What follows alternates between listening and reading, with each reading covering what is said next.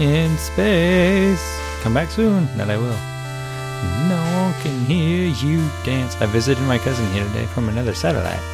I've never seen so many roofs before. This is quite a lot of roofs. How does one get about? Tower satellite. In space, no one can hear you sing. What? The houses on the satellite are built on top of each other because there's no room anymore. It's like a city of roofs. There are houses many layers below that are starting to collapse. Humans and stars are collapsing too. What will be left? Pile of rubble. Brown note. I lived alone in a house with 2 chairs. I tried to sit in them both equally, but sometimes I sat in one more than the other. Hope that other chair didn't feel bad. I'm sure he was fine. In space, walk on roofs and down into houses. And a love note. It's okay if you're too sad to do anything today. I brought crepes, and if you want I can hold your hand until you sleep. Wow. My neighbor hasn't been feeling well, so I bought her some flowers. But now I'm sick, and I can't take them to her right now. Could you take this bouquet from me? Yes, thank you. Received a bouquet. Wait, what are those eggs doing? That's outrageously adorable. Egg and an egg traveling through a portal. Yay!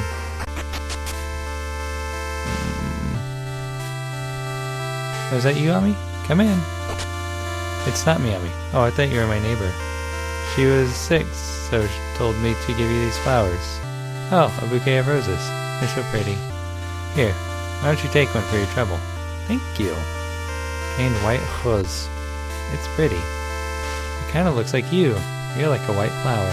Ah, I like white flowers. Yay! Scarlet on the table. It will soon. Hearts are drawn all over the page. Yay! Can I water this plant? I cannot water the plant. Found a hurt note. All the kisses in the universe could not heal me. Oh. Egg has been tied to the ceiling by very mischievous eggs. Oh no! Hope she feels better soon. She's very sweet. It's strange. I can still smell her here. Does she smell like white roses? Only trash. How about you, cowboy? Even though you don't talk much, you light up when you look at that star. I didn't know robots could do that. I like stars. I like being a robot. Oh, that's a star you have there. May I take a look? I'm an expert on space. An expert? Can you teach us how to find more stardust? Is that so? What does that mean? Shh, robot, I'm thinking. I'm an expert. He's an expert on noisy thinking. Whoa, zing! This is a very strange star. I cannot tell how old it is or where it is from. It doesn't look very normal. It has quite a unique composition, I believe. And this is my expert analysis. What does composition mean? So it makes up something. Stars are made out of dead stars. Even we are made from stars. What? Do you grow people from dead stars? Of course not. It's much more complex than that. It has taken me many years to become an expert. Oh, you must be very smart. Could you help me finding stardust and growing stars? I'm only an expert on space. Perhaps you should look for a stardust expert. This expert turned out to be not very useful at all, and I'm not saying things correctly. Even space sloths are more helpful. Also, it's true that we all come from stars. Whenever a star goes supernova, it blasts out billions of tons of matter, or even trillions, who knows? And they eventually coalesce into, oh, they do look happier, into other solar systems, and all the matter in those solar systems. So we are all, quite literally, made of stardust. What about these? Yay!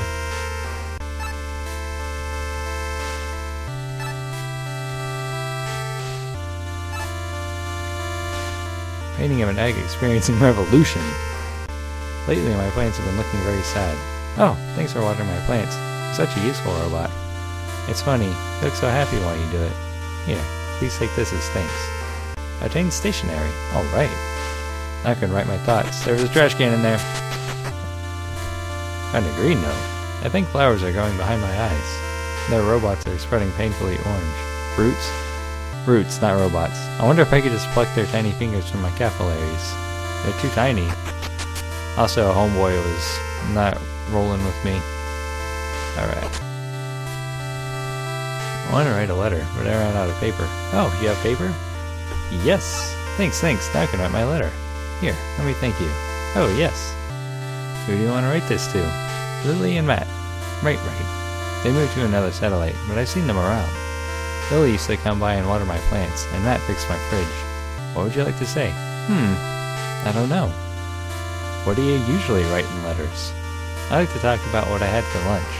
I don't eat. Oh, you're a robot. How lovely. You're quite personable for a robot. Maybe you should talk about what you did today.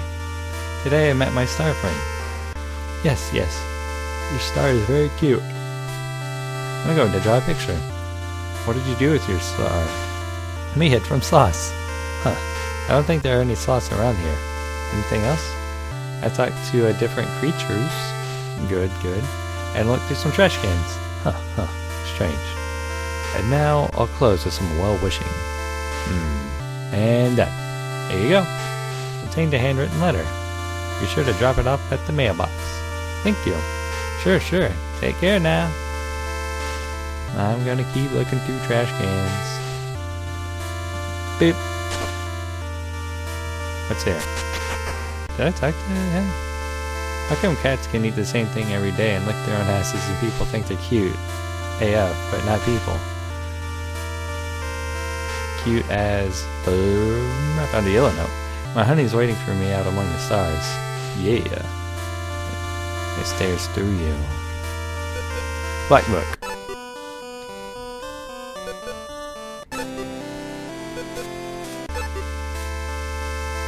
Fresh fruit?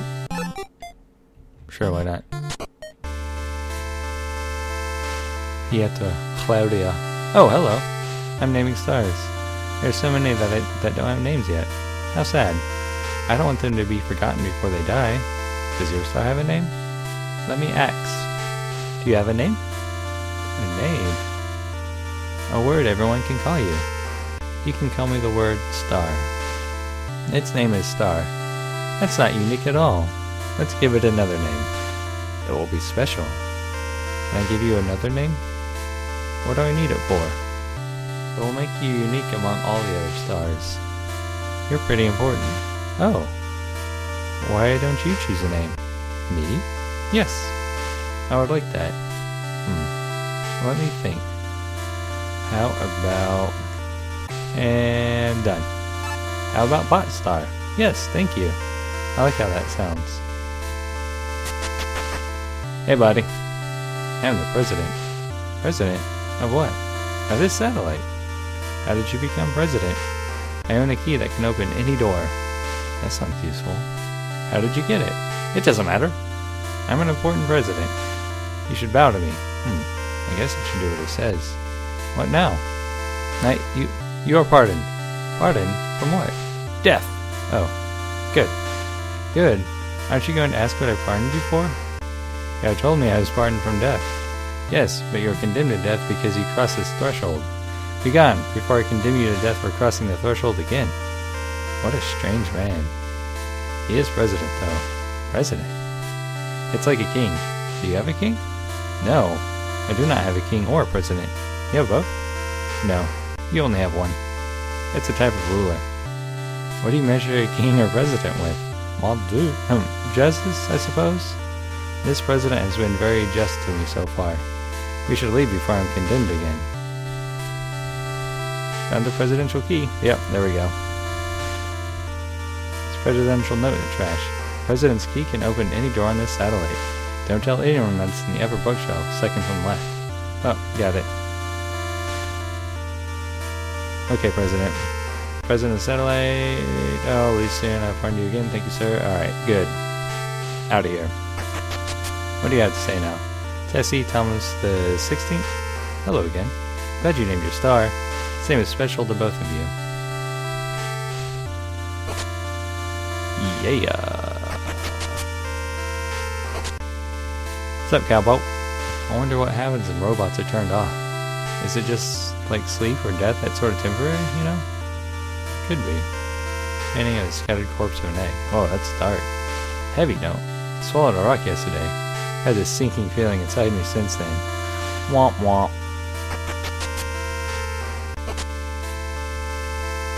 I've never met an egg that has told such funny jokes.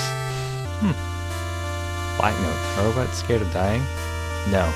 They're scared of hamburgers. Hey buddy, I like sharing stories. Would you like me to read you a story? Oh yes, please. Yes, I'd like that. I have several stories. Which story would you like to hear? The one with the ocean. This story is about a child who went to sail the ocean. The ocean? What is that?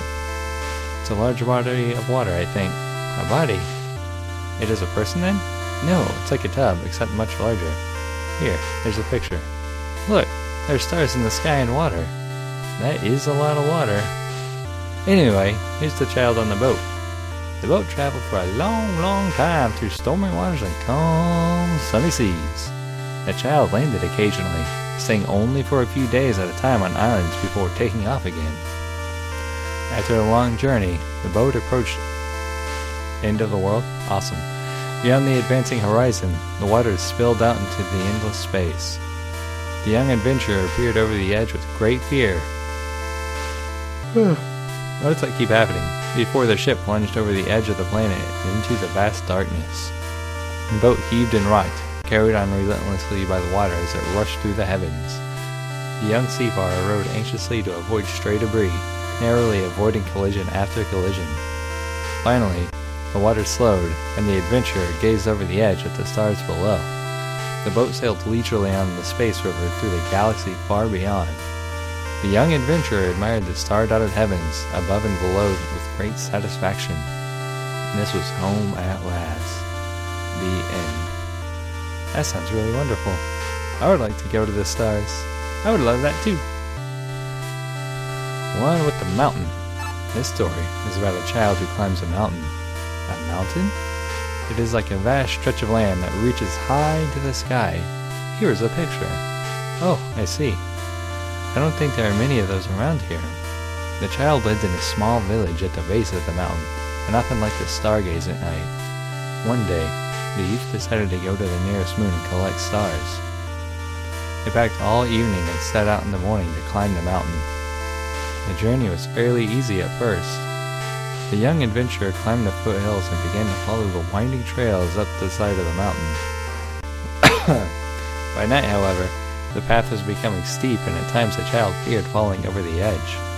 Swallowing fear, they looked to the stars and followed them until finally they reached the top. The child had never seen so far in their life, the vast land stretching far, far away until it was lost in the horizon. Above, the plump moon hung from the sky, bright and inviting. Climbing a tree, the child jumped with all their might onto the moon. The child was surprised, however, to find another child there already. The child's skin was ghastly white so that it was hard to see them against the moon's light. The ghostly child was reaching up into the sky and plucking stars and then arranging them in a bright garden that gave the moon its light. The young adventurer admired the bright garden and offered to help. The moon inhabitant accepted, happy to have a friend who appreciated and could share their work. Together, they continued to tend the moon garden for many years, content to wait for the next generation of celestial gardeners for relief. The end. A garden, huh? That sounds really cool. Yeah, the one with the forest. And this story is about a forest. A forest? What is that? It's a place with lots of trees growing together. Oh, I think I can imagine that. I'm not really sure what that means. Here's a picture. It is so pretty. This forest has trees that grow stars. Oh, it's beautiful. Anyway, in this forest was a small village. The people climbed the trees to pluck the ripe stars from the tree branches at night, planting the gardens with these seeds by morning. But one year, a careless traveler dropped a torch in the night, setting the forest ablaze. The villagers escaped, but their home and stars were left to ashes after several days of burning. A child among them, upset by the catastrophe, set out across the scarred landscape alone. For a long time they saw only the blackened corpses, the trees twisted in agony. But after a few days they came to the edge of the burnt ruins, finding a meadow. The meadow turned into short growth, which soon grew into another forest. Again with the awning. The young adventurer had never seen such a dark forest before. However, they continued on anxiously. The trees pressed in closer, became thicker, towered higher. It had become so dense that the adventurer had no choice but to climb. They ascended carefully through the web of branches, scaling twisted limbs. These trees reached higher than even the star forest, and the adventurers soon realized that the canopy was nestled in the lower rings of the heavens. Poking their head out, the adventurers saw the hilly tops of trees in the long distance. Not too far above, stars hung. They reached out and began to carefully pull them into their bag. 5, 10, 20. The young traveler filled their pack and soon began their descent. The journey back was faster, lighter, and the adventurer arrived home, surrounded by curious villagers. The child opened their pack, and the villagers, elated, scattered the new stars into the soil. In a few years, the star forest began to grow again, and the young adventurer was greatly celebrated in the village. The end. How wonderful! I hope someday I can find more stardust to grow stars for everyone here to see. Yeah! And we'll continue this particular journey tomorrow. Bye! I don't think I really need 15 save files for this game.